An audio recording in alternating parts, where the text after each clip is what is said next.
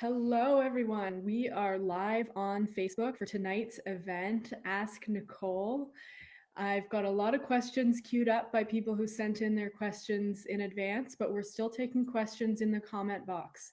So please feel free to share your questions, opinions, even use the react buttons to say how you feel about what Nicole is talking about. And let's welcome Nicole in.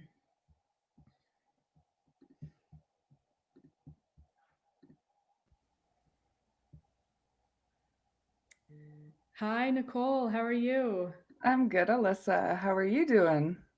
It's good to see you. I'm You doing too. well, thanks. Cool. I'm excited to have this event with you tonight. I want to start with our territorial acknowledgement. So we acknowledge that we are on unceded lands. I respect and honor First Nations in whose traditional territories we live and play, and all Aboriginal people that live within this riding. Thank you.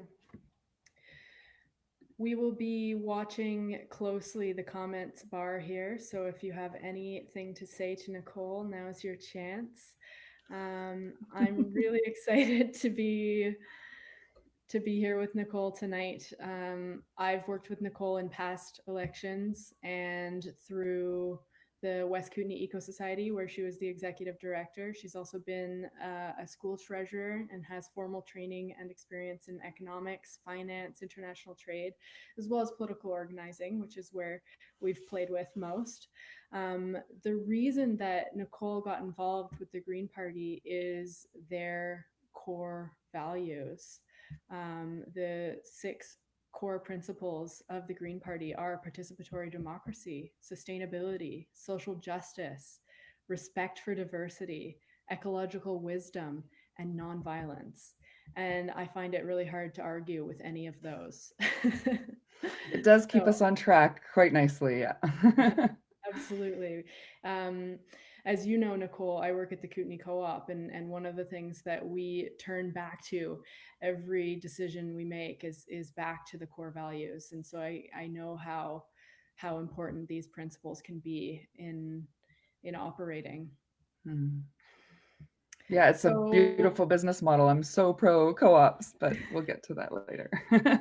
and next week is Co-op Week from the That's 11th to the right. 17th. So it's an extra chance. To Um, celebrate. Hmm. do you want to say anything, Nicole, to get us started, or should I jump right into the questions? No, we're here to answer questions, right? I just want to just say thanks, Alyssa, for doing this. And All right. um, as always, when you do something with or for me, it's better than I always imagine. So this is another good example of that. That's great. Okay, so the first question is from me. So you've been out there talking to voters. So my question tonight is, what questions have kept coming up with the people that you're talking to? What are the voters asking you about? There's a lot of questions about why the election. People seem frustrated that there is an election when what I'm hearing from many is that they thought the government was working well. We had a minority government, it was stable, there was a great agreement between the Greens and the NDP. So that's been question number one. You know, how do I feel about it? Um, and what's my take on why did it really happen? So, yeah, that's a question. Lots about water. That's a ubiquitous question around the riding. Education, social programming, housing is big. Lots of questions about how we are going to move. Um, there's sort of a general acknowledgement that there's change is the work we have ahead of us. There's a lot of support for the need for change and for improvements in our social structures and our systems as a whole, economic systems, all of them are shifting. And so, what does that mean for us? Great. Mm-hmm. Good Um, question. One of the first questions I got when we put this out there was whether you really believe this is a two-party race in our riding. Bruce asked that question. Maybe he liked the answer I gave the first time so much he wanted me to repeat it for this audience. So I'm happy to He do did that again. say, and then ask it again. So Oh, and there. Okay, check. So yeah, I do believe that. So I've been campaign managers, for almost a decade in this riding and have been watching the numbers and have advisors on the numbers. There's lots of political analysts in our riding who like to watch the numbers. And in the last two provincial elections, we've increased the Green Party vote by 7% in each of those elections. So significant increases in the last two elections. And we have on the ground a reaction to our platform and to me as a candidate like I've never seen in this riding before. So I'm pretty sure we're continuing the trajectory. I'm an economist, so I kind of like my graphs and when they do this. And so we're doing this. The Liberals are, given what I'm hearing at the door and some internal polling that we've seen, they're doing this, and the NDP tend to just kind of more slowly. So, if we're looking for change, if we want some policy improvements that Greens have demonstrated, then this is the party that is the one to vote for. And where we're seeing most of the swing is with the NDP. So that's why I say it's, the Liberals have never broken 30%, and they've had great candidates before. I don't think it's a candidate specific thing. right. Okay, great. Thank you. Mm-hmm. Our next question was an email from Robert M. And he says, our previous MLA campaigned against Site C, and in a candidate debate, she said she would represent her constituents' wishes more than be whipped by her party. But she did the opposite in practice, signing off on Site C giveaway to LNG companies. How can we know that you will be different and represent us? So yes, I would say have said the same thing, and I can see that trust has been eroded there, and that's tough. I do belong to a party that actually allows me to vote independently, so I didn't hear her say that she would vote against Site C. That's an internal process for the NDP. It's not on the floor of the legislature that they debate policy. So I guess I have the party's support in having an autonomous vote, whereas NDP, even our current NDP candidate, would not have that same autonomy to vote for riding first, party second. Okay, thank you. We have another email from Shayna. She said, I love that the Greens are proposing housing grants for households paying more than 30% of their income. But I'm wondering if the Greens have any plans to develop more affordable housing and if they plan to decrease barriers for development.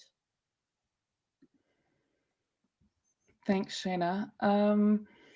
So housing, in my mind, and I know it aligns with Green Party policies, is that public housing should be constantly built. There's always demand, and in countries where it is sort of a perpetual thing, societies do better, and everybody is housed who wants to be housed, and that's really a great thing. So yes, we support housing. I know in our riding, there's been in Nelson specifically, there's a lot of low-income housing that's being built.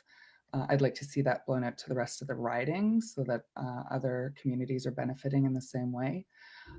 There's a lot of demand for subsidized and assisted living. Uh, Huge demand for assisted living. Actually, if we combine all of the populations that could benefit, seniors being 50% of our population will be seniors in 10 years. So we do need a lot more assisted living options. and other members in our community can also benefit from similar types of housing. I even heard today at the door, we even need more middle income housing because prices have gotten so high that even those in the mid-range of income in our community are also struggling for housing. So this is not just a low-income housing issue or a seniors housing issue. It's quite broad, and we're most definitely in support of more funding. If I could just make another comment about the idea of anybody who has to pay more than 30% of their income gets subsidized. I love that to support the renter. I have a little concern about the longevity of a program like that. There were youth in my campaign who raised this with me recently and said, so it's fine if you want to subsidize us and then we hand it over to the landlord, but we're just perpetuating sort of high prices, and how do we actually make it all livable? So I like the idea of the policy, and as a Green rep, I do want to support it, but I have some questions too about it. I appreciate that. Yeah, absolutely. You have to be critical when we think about things, and when we think about sustainability of the environment, yeah, we also have to think about the sustainability of the economics of it. I think you also answered in that the Hoda's question, which was a Facebook comment, and she was wondering about affordable housing in the Kootenays. So thank you for addressing that as well. We had a question from ADRIAN, and he was wondering about your personal stance on police abolition. That's it. That's all he's giving me, or they're giving me. Okay. I don't quite know the question, whether it means. I'm assuming it means defunding the police. That's what I've heard of most recently. People in our community talking about. If that's true, I'm sort of like I'm less interested in defunding anything. I think we need to be sure we're setting appropriate priorities for our spending.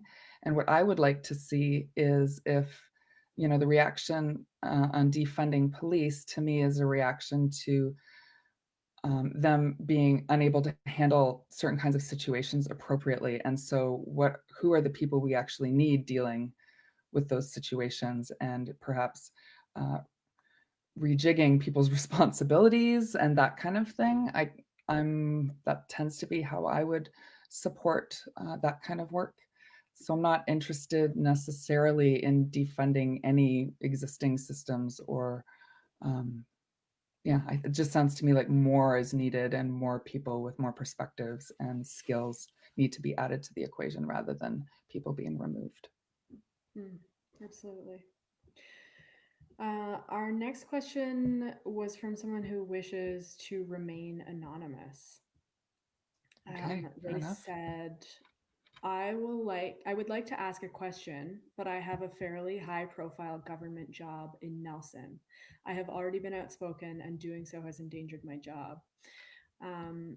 They saw some things that weren't right and tried to speak out to their union and management. And rather than hearing them out, we're trying to understand why the entire Nelson MCFD, I think that's the Ministry of Childhood and Families Department, has fallen apart.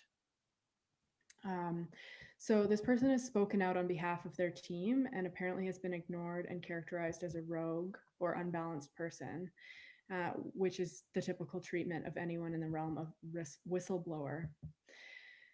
They say, I voted Green last time after a lifetime of voting NDP. I will never vote for them again because they stand for nothing anymore, preferring to be centrist to garner votes. What is the Green position on including and engaging the people? And then they go on to say, this may be the first election I don't vote in.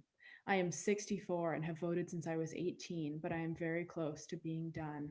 I cannot give my vote to anyone who removes themselves from the real pulse as soon as they have any measure of power. So again, the question was, what is the Green position on including and engaging the people? Thanks for sharing the story, even anonymously. That's sorry to hear that that struggle. I can't speak to that obviously directly. Hope you find somebody that is supportive and can help you through that. In terms of being open to the pulse and available to the pulse, I do go back to the idea that I do have authority as an elected Green MLA, or autonomy, I guess I should say, to represent local voices. So if there were concerns and I was MLA, I do believe I could be open to any, local support that I could bring to the situation.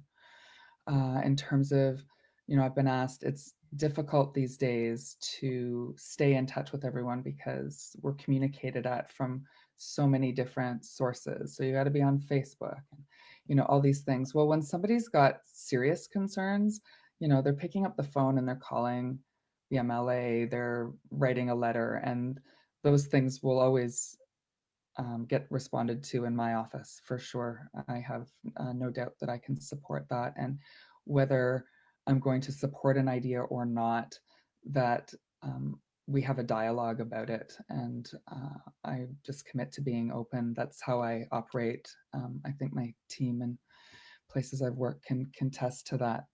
It's never, no, everybody in the room never all agrees, and it's never easy, and it's better to just address issues as they come up. So that's my commitment, I guess.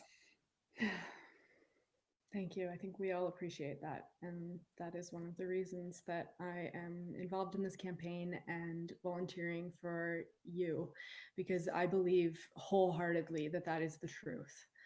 I don't think that you'll ever sit up in your ivory tower in Victoria and forget about us. I know that you have our personal, like our community at heart, and you will hold us. And you know that we'll hold you accountable to that, Nicole. Oh, I know. It's so interesting being on the other side of it now, and yeah, knowing what we want, and now being somebody who has the potential to offer that back. It's yeah, somewhat intimidating sometimes, but I'm up to the challenge. Thanks, Right. Alyssa. That was very sweet of you to say. I got a little bit teary-eyed. I know. I was like, oh no, she should have warned me. She was going to say something nice. Well, let's lighten it up a bit. Grant from Facebook wonders, if you were a chocolate, what flavor would you be? If he bought you at a store, what would your packaging look like? And what would his sensory experience of eating you be? Oh, the last line just put me over the top. Oh my goodness. Okay, I'm gonna start with the chocolate question, and the second one. I need a moment. I love it. Thank you. Sorry, what's the name of the? Oh, Grant. I love how you put that on the screen for me. Thanks, Grant. I appreciate the questions. Chocolate. So I have a French background, and the last time I enjoyed chocolate was at the Creston Farmers Market, and they had 3 French bakery items left, and 2 of them were pain au chocolat, and that's my favorite way to eat chocolate. So if I can get a little bread around some chocolate, I'm pretty happy. And it's dark chocolate. Yeah, so that's the chocolate answer. If I were a package, No, I think he meant what kind of packaging would be around your chocolate. oh, around my chocolate. Oh, I get the question now. I'm sorry. Is bread, I guess. Your packaging is croissant. I did answer the full question then. Yeah, carbs around chocolate or in my coffee, it really does, it goes with everything. Okay, good stuff. Okay. Okay, and then Grant for real this time. Grant had another question. He said, Fair just enough. kidding. Many members of my peer group, and I know Grant to be 31 years old, many members of my peer group are very disillusioned with politics because of its radicalized climate of irrational polarization and blame. If you're elected, how do you plan to bring a sense of unity back to politics? Do you have any thoughts about how we can once again bring a sense of compromise to the province? Is it possible for us to get away from this dogmatic pursuit of our own views and see each other as equals, looking to create a better BC together? Thanks, Grant. Okay, yeah, you got me in both. You got me in the extremes of emotions there. Okay, so I'm, I am saddened when I hear that kind of comment, and I acknowledge that polarized politics causes a decline in voter turnout. So it's to me very anti-democratic to have a two-party system. Period. And I would say in BC, and we're really watching the American election, we're reminded of it in a really big way, right?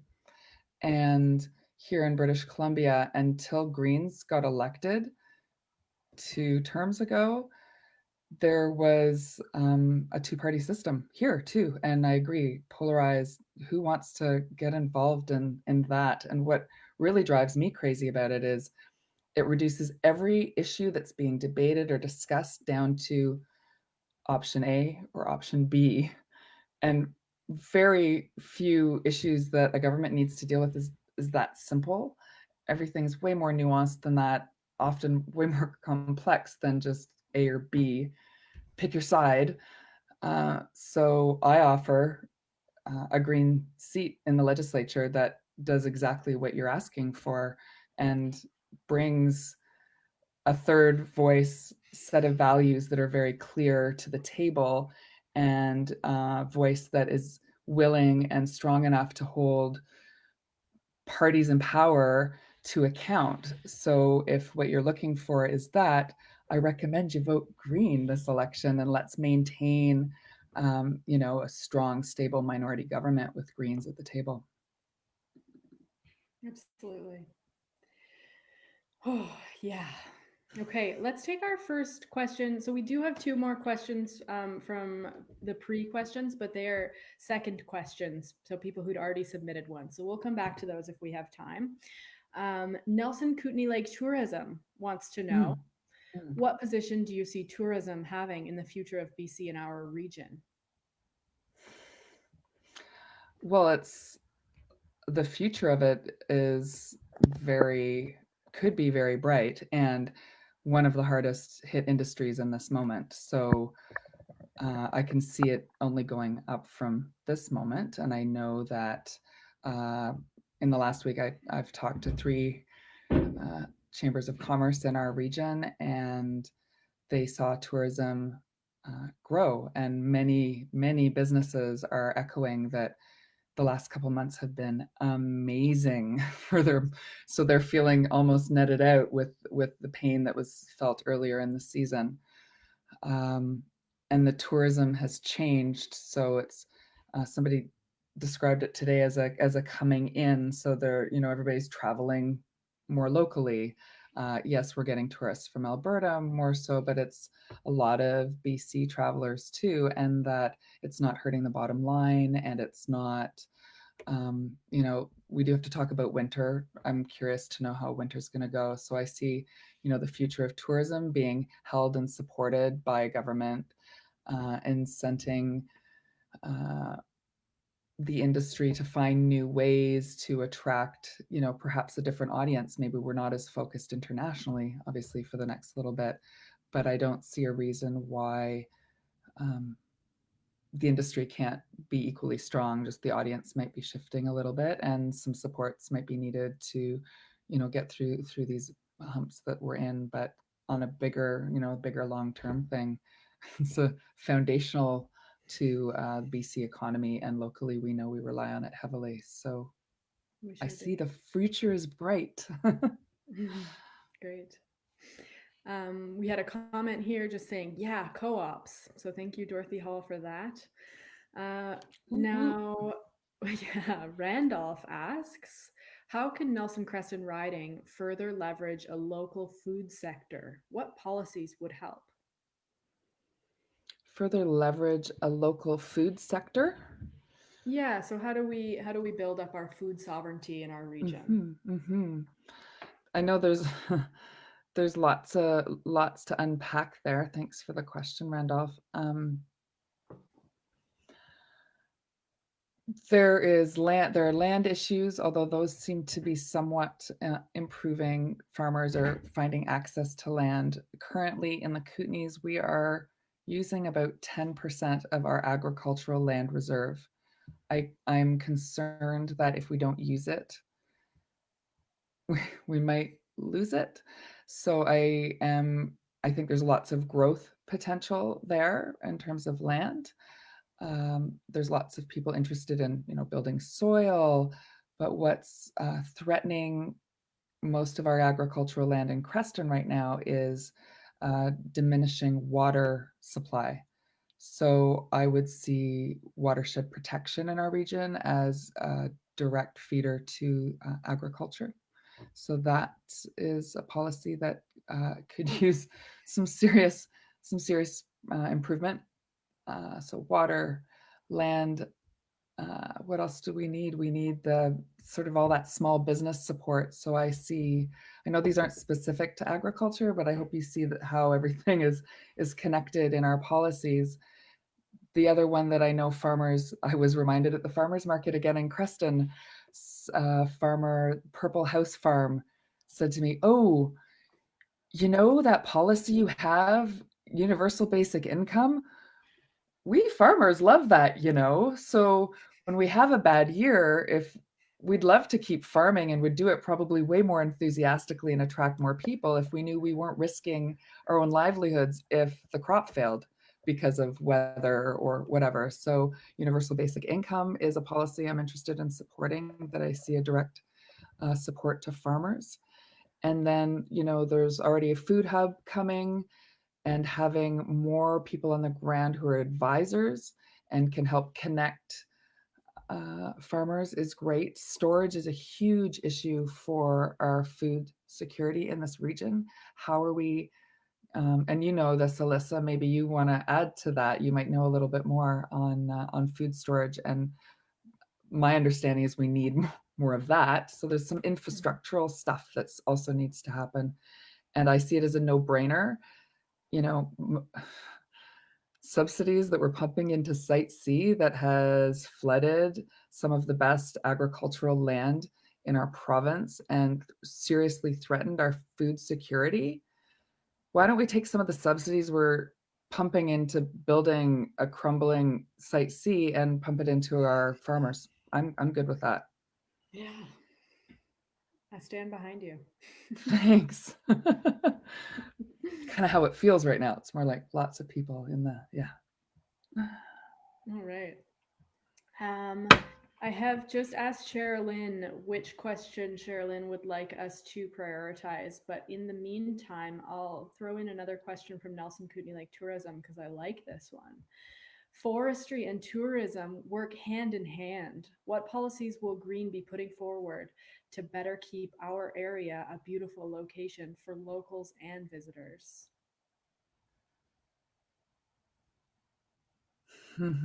Forestry. Thanks for that question. Kootenai Lake Tourism. One of the most important things to me is our forests and helping them get back to something that's healthy and climate resistant and creates tons of jobs, local jobs, has some fire mitigation thrown in for good measure. Our forests are vital to our water and our air and our greenhouse gas emissions, sequestering. Right. I'm with you on the importance of forests. And then when you want to combine it with tourism, of course, our biking trails and even our where we ski, everything has a dependence on our forests and help support even just visually, right, aesthetically.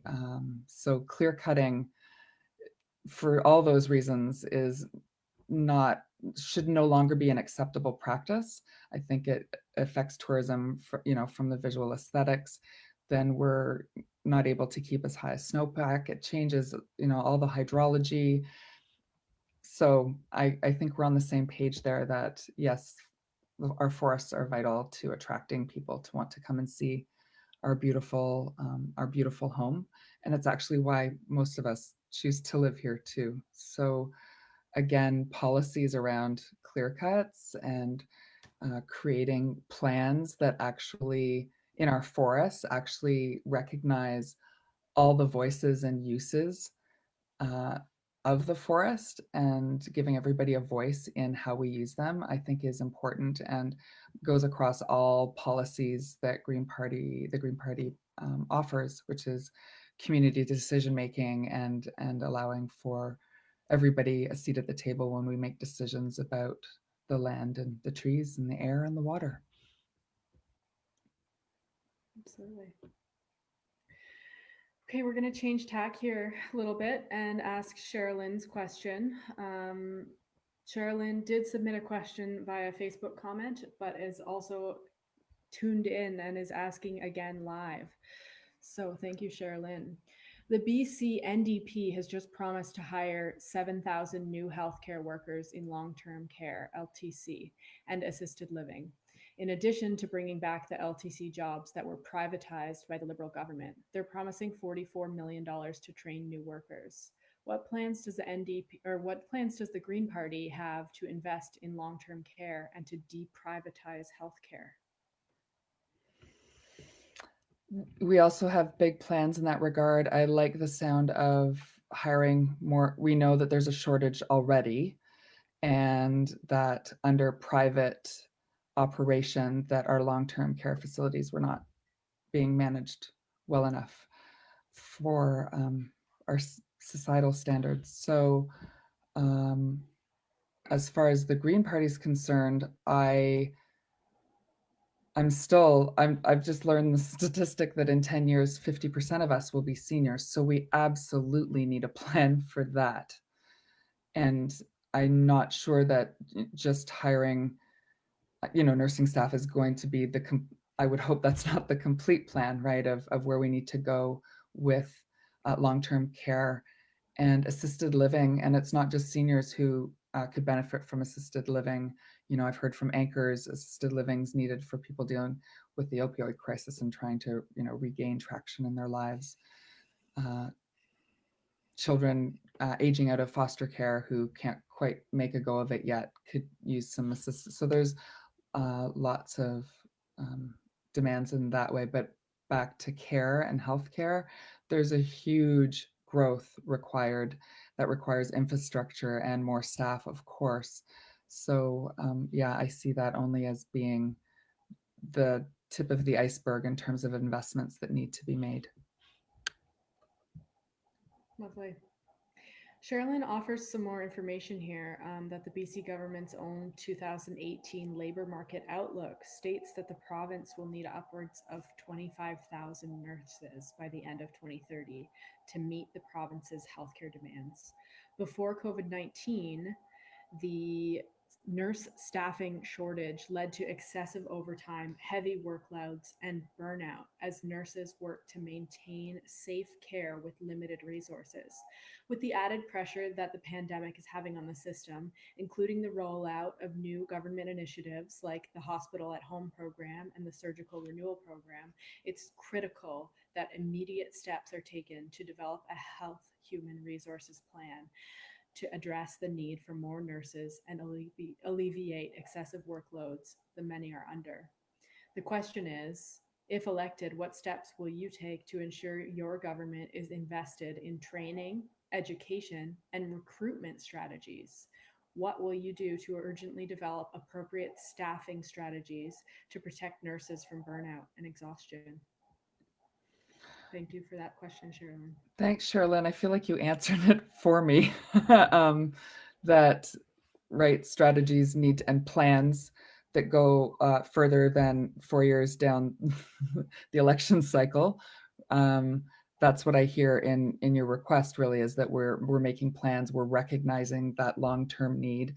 I assume that those numbers are so high because of the statistic that I just said with the 50% seniors, let alone population growth and all of that that's added to. We've got added risk to our health because of the climate crisis that we're facing.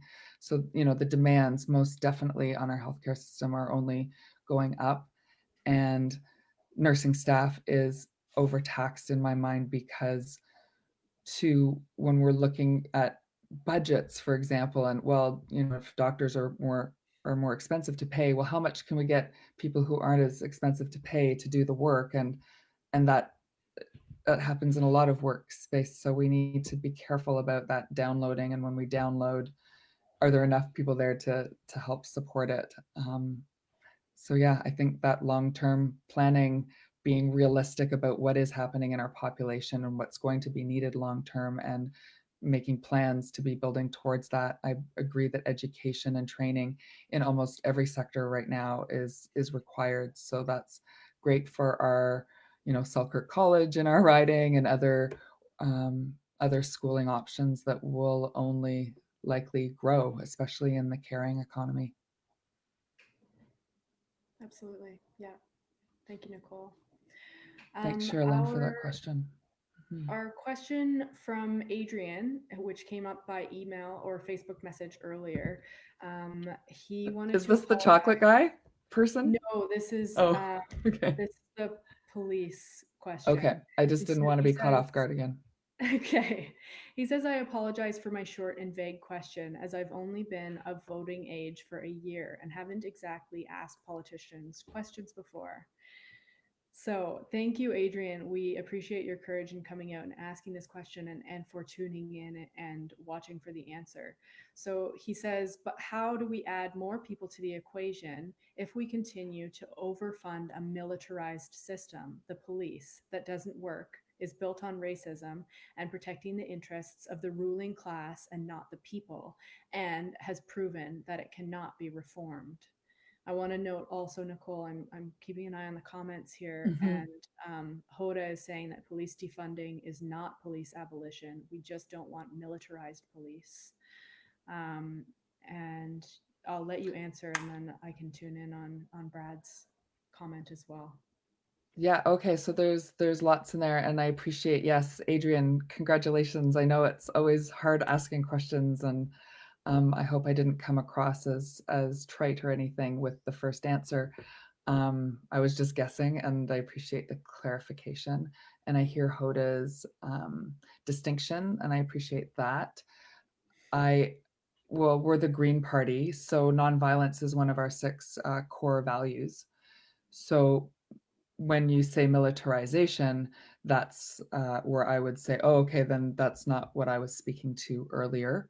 I'm picturing our local police, and I have not done assessments or looked at reports on local situations in that regard.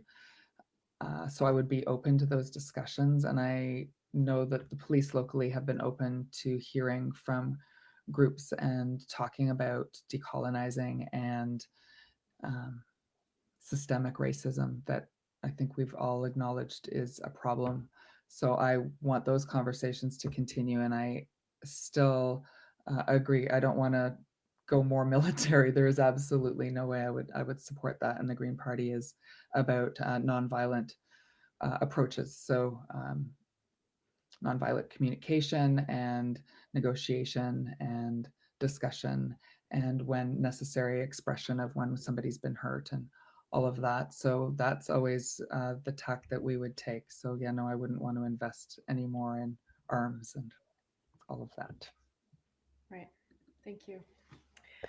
So Brad's comment also was that you mentioned not defunding any system. The defunding of the police issue is a reaction of the people to the systemic issues embedded within the police system, issues Mhm. such as systemic racism and militarization of the police.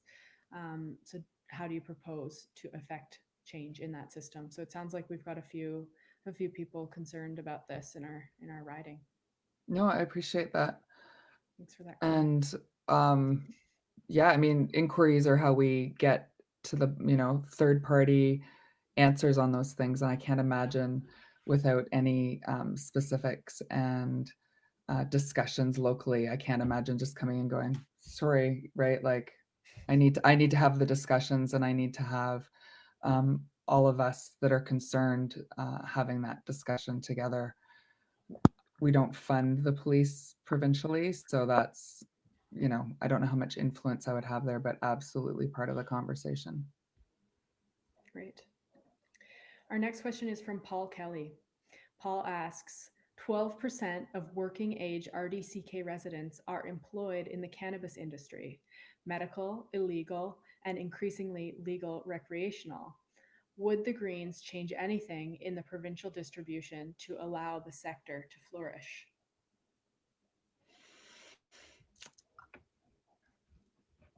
So,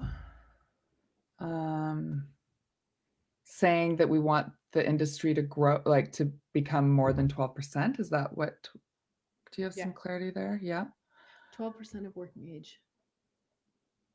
Yeah. Or in the industry of varying, yeah. Increasingly legal recreational. So maybe in that section, especially. Increasing in the legal recreational. Well, I think there's already lots of work going on in there. I'm not sure that I would change anything at this point. I'm curious to see how legalizing's going. I actually have that question and want to be knowing its importance in our communities. I want to know where that's at. How are those not legalized? Is there any incentive there for them to legalize? And if not, why not? I think there's just lots of questions. I'm noticing Paul Kelly commented here. He's wanting to move more jobs to the legal market.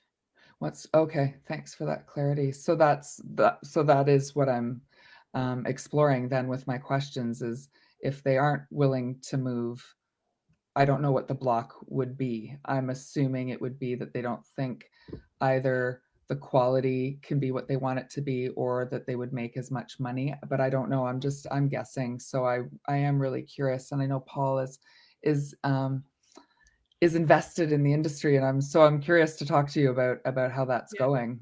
He says, "Let's meet up, Nicole. I have some data."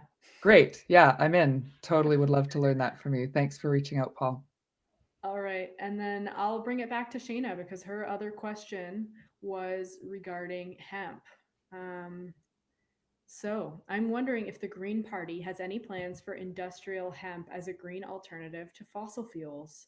Is there any discussion to help farmers set up industrial hemp production? Hemp could be the green solution to plastic, building matter, paper products, toilet paper, and as a renewable energy source. We have an amazing resource available, which does not require very fertile soil and only takes 100 days to grow. So why is it not part of the green solution? There's nothing saying it couldn't be part of the green solution. It's part of agriculture. We just jumped from cannabis to hemp, and just to be clear, those are not the same things, right? But the timing was funny. And what I'm hearing is as a product. And I know that in Creston, the conditions for growing hemp are great. So there's, I don't think any issue with growing it here. So it's a really viable crop as far as I know. And as you say, Shayna, there's tons of uses and it's renewable and all that. So yeah, love it. No block in terms of our policies for that to be a productive crop. I don't know about the West Kootenay as much, whether it would grow as well over here, but I mean, if the growing of cannabis is a clue, then maybe, but I as far as I know, there's no actual direct link there, but okay. Maybe Paul will be able to help me with that too. But yeah, no, Shayna, I agree. It's a totally great idea. I think it's an option that could be pursued here. We just need sort of a small business minded person, farmer wanting to get involved in the business. I think I could imagine there being incentives, farming incentives that could support that industry. I guess the question for me is, how do you process it? But we really love finished goods being done right in our own backyard. So if you could grow it and create the products here locally, that would be my preference. Great. I will ask Hoda's second question now, and that is how you will support programs to enhance seniors' well-being.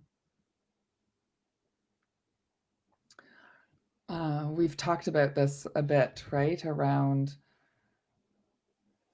supporting we talk about housing a lot, and I think that's important, and having a plan for that 50% in 10 years.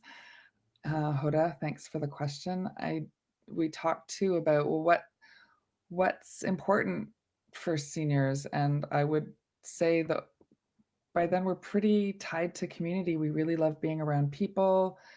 And so what other options are we offering seniors for access to people? And um, that to me is sort of the next biggest thing, ensuring that they've got community to tap into. And creativity is I really love the arts and see that as a great avenue and option to make available.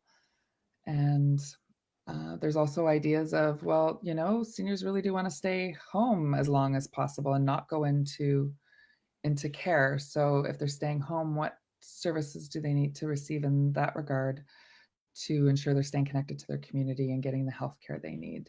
So it depends on the choice of the person and the state of their health, what services might be needed. But I think we have to remember that no matter what we do in our communities, multi-generational input is vital. And so, like my office, I would hope we would make it accessible.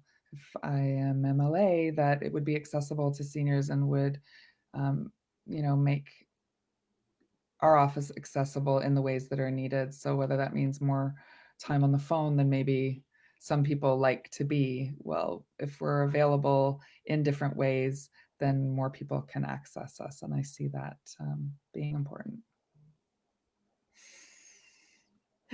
Beautiful. Yeah. It makes me think about my mother, who is very engaged in her seniors community, and there's no way I could ever convince her to move closer to me because she has her community. And That's right.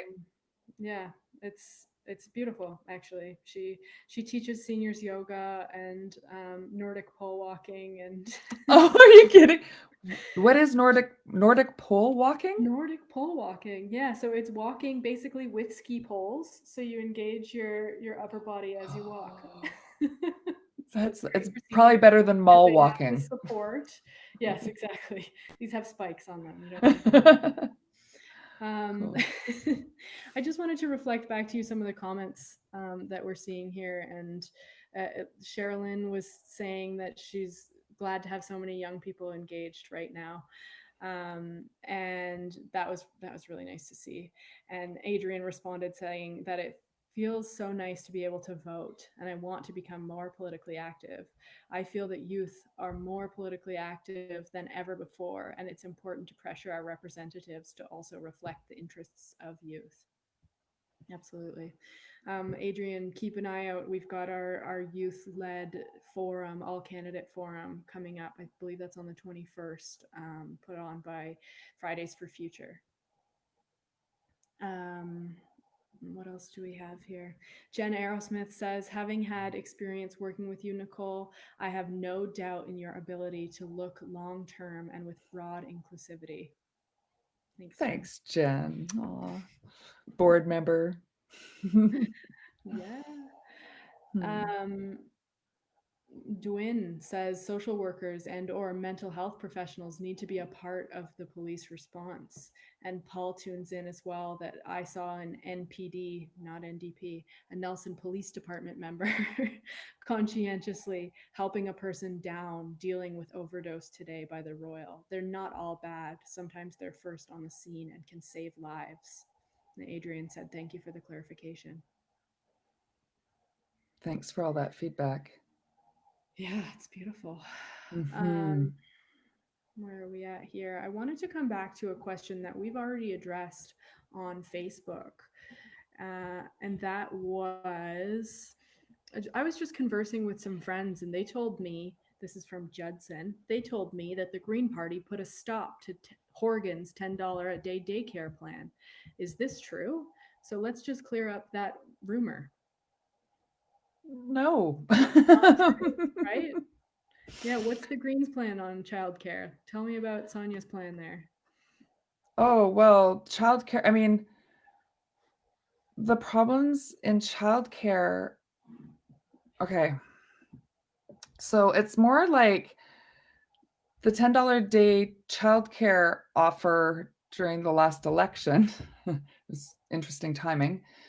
Um, doesn't really address the gaps as far as I understand it, that we don't have enough early childhood educators and we don't have enough spots. And it's partly because there aren't enough teachers to allow the spots to be filled. So offering families access to inexpensive daycare is a great idea. I have no problem with that, but it doesn't actually address the root issues that we're facing in childcare, which is the lack of availability. So that's the kind of policy I think we need to be looking at. And again, when we're talking about education, we need more people training to be ECs, just like the nurses. We see a huge increased demand in both of those regards and need to address it with skilled people to do the work. So looking at ways of introducing that curriculum and making it, and frankly, paying them more. I mean, as a treasurer of an independent school that runs as a not-for-profit, I'm actually being challenged on that right now. Why are ECEs not being paid equally to other teachers? They are responsible for the youngest, most vulnerable people in our population, and they affect children at the most important stage of their lives. The impact that any adult has on a child between the ages of 0 and 6 are the most important years. So why are ECEs paid so poorly? So to me, those are the policies we should be talking about. I have no problem with, I don't think Greens had any problem with it, except that it's sort of like a tinkering around the edge of the issue and not dealing with the heart of the issue. The issue itself, absolutely. Yeah, I've seen that the Green Platform commitment is actually for free childcare and early childhood education, that families should have the freedom and flexibility to balance work and family time. And with the Greens plan, families will have options. We would invest in early childhood education and then make it accessible to all British Columbians.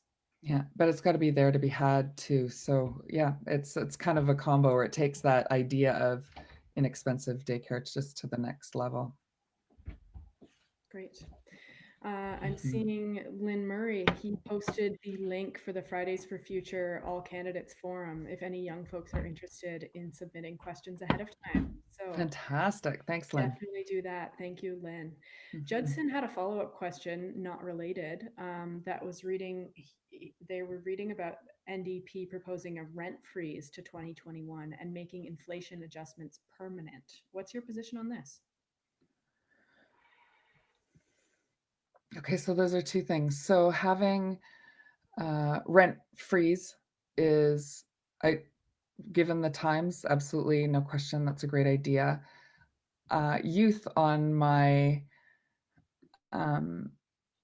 campaign raised the idea of, so if you give us money on top of, like to be able to pay our landlord, for example, then we sort of perpetuate high prices and it doesn't really support anybody getting out of the situation. Is that what he's talking about? Like the 30%, anybody over spending more than 30% of their rent, of their income on rent? That's the green side of things, right? The NDP is just calling a rent freeze. Oh, okay. So yeah, rent freeze is just a temporary solution, right? So that's where our response is with this more, if a more long-term plan than but an immediate rent freeze, sure. I think it's a bit unbalanced of a policy because sometimes, like, there are landlords who don't overcharge for rent, and then there are landlords who do overcharge for rent, and it treats them all the same. So I don't like it as a long-term policy, but in the interim, to help people bridge the gap with high unemployment and that kind of thing, I don't have a problem with it as a temporary idea. And then what was the second part of the question? Making inflation adjustments for rent permanent. Yeah, I think that should be true for salaries too. I mean, anybody who's paid, we should be having adjustments that make sense given whatever the value of money and our economy is doing at the time. So I do think yeah, that's a reasonable request, and it limits how much growth to rent can happen. So it makes sense. It's not very creative, I guess, in terms of making things more affordable for people long term. Yeah. Okay. This is another Facebook comment question that we have already responded to. And David Cherry asked, I assume you know what a balance sheet is about and what is required to make it balance. Can you give me a rough idea about how the Greens will deliver on their promises and balance a budget? Yeah, money in, money out. I agree. Yes, I know what a balance sheet is. I've had a bit of experience with that. I won't take that personally. No. So I guess what you're saying is we have a bunch of ideas and how are we going to pay for them? And it's a pretty simple answer from my perspective, which is we are dumping billions of dollars into the fossil fuel industry and clear-cut logging industry to boot, that both industries actually give us less back in revenues than we put tax dollars into propping them up. These are dying industries. So there is plenty of money that I think is being wasted. The Green Party agrees it's being wasted. And wow, billions of dollars, hundreds of millions. So I would pay with for all that stuff we've been talking about with that big chunk of cash. And Yes. I'm sorry. I know I don't mean to respond in a. I don't want to sound condescending. It's just a simple.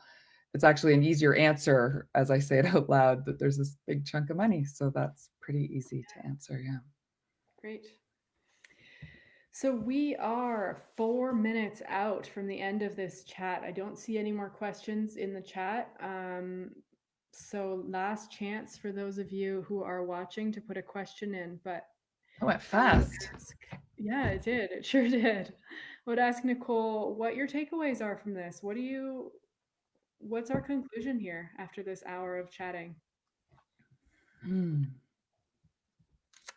Well, thanks to everybody. I have no sense of how many people have joined us, but I'm really glad We had to have. 21 watching. Pardon me?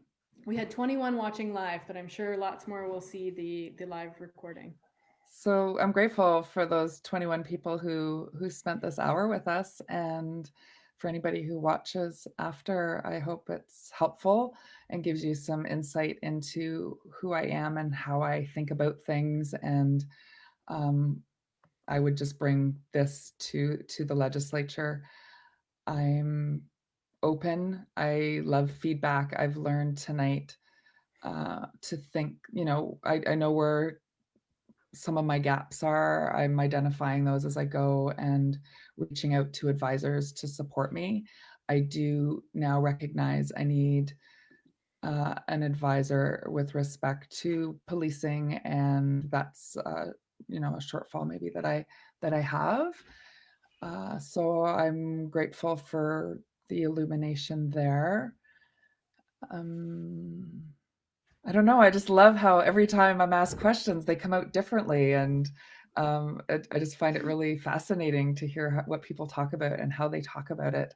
And doing it in this version versus door knocking, it's very different. So I've been door knocking for days, and so coming online and having this time with you, Alyssa, has been really, really nice for me, and I'm really grateful. I think it's gone really well.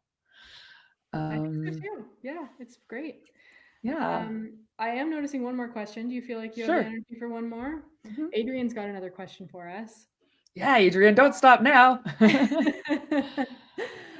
So Adrian is also concerned about our mental health and addiction resources in Nelson. There's been a growing resentment toward the homeless here. Those suffering from addiction and psychosis disorders are disproportionately affected by homelessness. How do we take care of our mentally ill population and those who are addicted and keep them from homelessness other than just building housing, as this has already been addressed? Right. Well, it's been addressed with low income housing. I think I said earlier I was talking with anchors about this exactly, and the fentanyl crisis committee the other day. And what is actually needed is more housing, but the appropriate kind of housing for that particular population, because their supports are more in the assisted living needs. So what they're having trouble doing is building assisted living for people who have severe mental illness and uh, addiction issues, and then having the supports as they develop more skills and develop more health, their needs will shift. And so there's a sort of shifting needs, but at the very beginning of that process, there is assisted living requirements still needed. And my understanding in Nelson specifically, and I don't know about Creston yet, or Caslow or any of the other communities yet, but in Nelson, the problem is not funding from the province. There's lots of money there. It's actually finding the land to build that kind of housing, and that's not been accessible. So that's, Yeah. but more mental And health supports, much, much more everywhere needed, yeah, for Keith sure. Wiley points out that the BC Greens are calling for major investment improving our mental health care services, $1 billion over 4 years. Much more. Yeah, Mm-hmm. thanks for pointing that out, Keith. Thanks, Keith. Wow, it's been such a fun hour with you, Nicole. I'm glad to have dug in and found out lots of your How I like my chocolate. Exactly. I wouldn't have even thought to ask some of these questions. So it's glad to get the hive mind together and learn from each other. Totally. Thanks so much for your time, Alyssa. Thank you, Nicole. Bye, everyone. Stay tuned. Bye, everyone.